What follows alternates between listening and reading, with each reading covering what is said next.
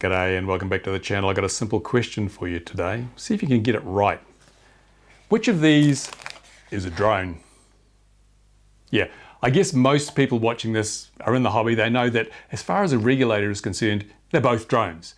But I think most of us would agree this is a drone, this is an RC model plane. And there is a very real distinction from our perspective. Unfortunately, the regulators don't make that distinction. They think they're both identical craft. They cannot get their heads around the fact that, well, drones have a different risk profile to a 250 gram foam fixed wing model being flown in a park. And I think this is the core, this is the heart of the problem we're facing right now with this ridiculously overreaching regulation that's crippling the hobby.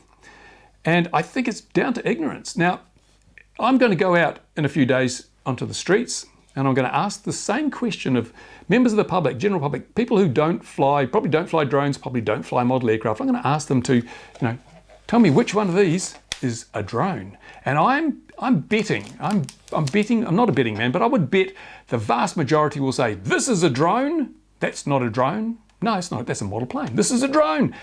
They will therefore be under the impression that the drone regulations that are being rolled out are not going to be affecting the people who fly these. And of course that's wrong. It's absolutely wrong. The rules that affect these also affect these because there's no distinction drawn by the regulator. So we need to change that. I think this is the way we can protect the future of the hobby. We need to educate the public because most of the public still see flying a toy plane in the park. Your kid flying a toy plane in the park, it's a wholesome, great outdoor activity. Maybe the first step on a rung to a ladder to a career in aviation or who knows what. It's a great thing. It's a positive thing. In fact, if we go back a few decades, this is footage from the black and white era. And in the USA, we had major car companies, major auto manufacturers queuing up to sponsor model aircraft events, because the hobby was seen as positive and wholesome and family friendly and great outdoor stuff. And they were queuing up to be associated with this fantastically positive hobby. And so we need to restore that. And my goal is to educate the public. So the public go, whoa, why are we regulating? Why do kids have to get a registration to fly their toy plane? They'll probably be quite outraged when they realize just how many restrictions are falling on the users of these things. Why do they have to put a remote ID thing on here? We don't want our kids endangered because they're flying a toy plane and some pervert comes along and knows exactly where they're standing. That's not good enough.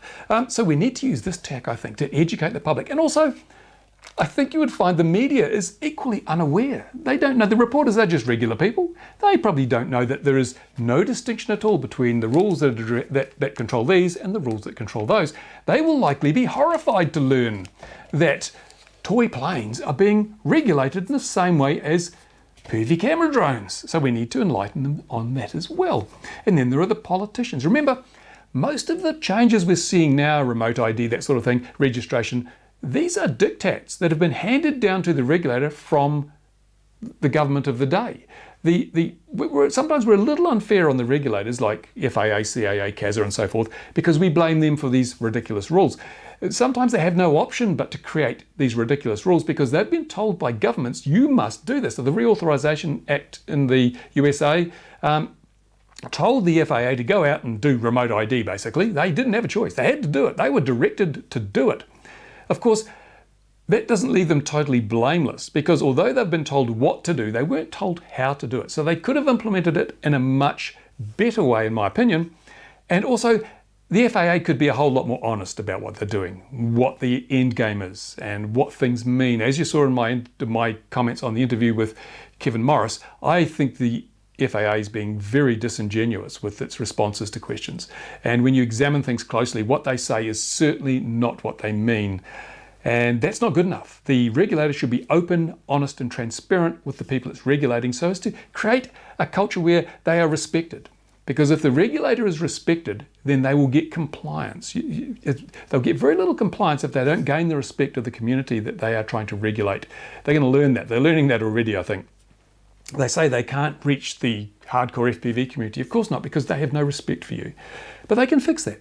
Now, as I say, if we educate the politicians, I suspect a lot of the politicians aren't even aware that the draconian regulations they're demanding for these things are killing the hobby of kids flying these things.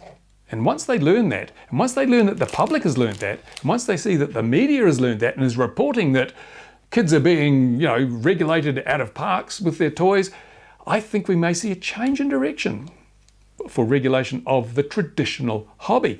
And the key to this is defining what is a radio-controlled flying model and what is a drone. And it's not that hard, but I think regulators have just thrown them all in the one basket because, well, they're not the brightest knives in the drawer, not the sharpest knives in the drawer, not the brightest bulbs in the socket. It's just easier. Now, if you're a bureaucrat, you don't want to do any more work than you absolutely have to keep your job. So instead of coming up with a way to distinguish between this and this, they've simply said, they're all the same. If it flies and it's remotely controlled, it's a drone. That's a very lazy cop-out in my book. I don't accept that. I mean, you could do something really, really simple. It wouldn't be particularly accurate, but you could say, if it's got GPS, it's drone. And that would bring in the people who fly long-range FPV, where have return to home or whatever, flight controllers in your wings and that sort of thing. But then again, if you think about it, long range isn't legal anyway. So I guess it's hard to mount a case to protect them from the excesses of the regulator. But I would say that we need to draw that distinction. We need to draw that distinction because that simple distinction alone would mean that even freestyle and racing quads would no longer be considered drones, but they would be considered radio-controlled model aircraft. And that would free up a lot of the hobby from the onerous regulation that's currently being used to try and combat a tiny, tiny number of people who use these things for bad purposes. And it is a tiny number of people. I get very annoyed when I hear about, all these drone things. If you do a per capita analysis, there are more complaints and more incidents involving manned aviation than unmanned aviation. And so we are a more responsible community, even taking into account the fact that there are a few loonies out there who just go down to Walmart, buy these and try and film airliners. We are still a far more responsible and safety-focused community than manned aviation. That shows in the death toll. So I think that's the tack we have to take, and I'm going to try and do that. I can bang my head against the wall by holding the FAA's feet to the flames for as long as I like, but they don't have to care. They have omnipotence. They can do whatever the hell they want. They're authorised by Congress, and the regulators here are authorised by governments to do whatever the hell they're told to do. So we can't make a difference. We could submit for a month of Sundays and it makes no difference, as we saw with the Remote ID bill in the USA, the Remote ID NPRM. We made all sorts of submissions, but one of the most ridiculous aspects of that rule, the fact that you endanger the drone operator by forcing them to broadcast their position while flying, it wasn't changed. So nobody listened. Nobody listened to that really crucial part of the rule, which was unacceptable. So we just need to take a step back and say, well, that tax not going to pay much in the way of dividends. We need to go further up the food chain to the politicians. Now, politicians will listen to us, perhaps, maybe, I don't know. They will certainly listen to the people, and they'll certainly listen to the media. So we'll get to the politicians through the people and through the media. We will go out there and say, look, this long-standing, innocent, healthy, outdoor, wholesome hobby is being threatened by bad regulation because regulators are too stupid to work out that this does not equal this. And we'll have to embarrass them in that way. And of course, that politicians don't want bad press. They don't want to, we'll remind the public and the media that the politicians are driving these regulatory reforms. So it's the ball stops with them. And so they don't want to be the guy looking bad. They will change things. They will change things. If we do this properly, the politicians will back down and they'll direct the regulators to say, well, we should not be penalising the hobby. Because most of the regulators around the world have admitted on a number of occasions that this hobby is not a threat to aviation. This hobby is safe, it's wholesome, it doesn't endanger people in the way that these allegedly do. So we can use that against them. There you go, tell me what you think. Tell me what you think. Go down to the commenty bit.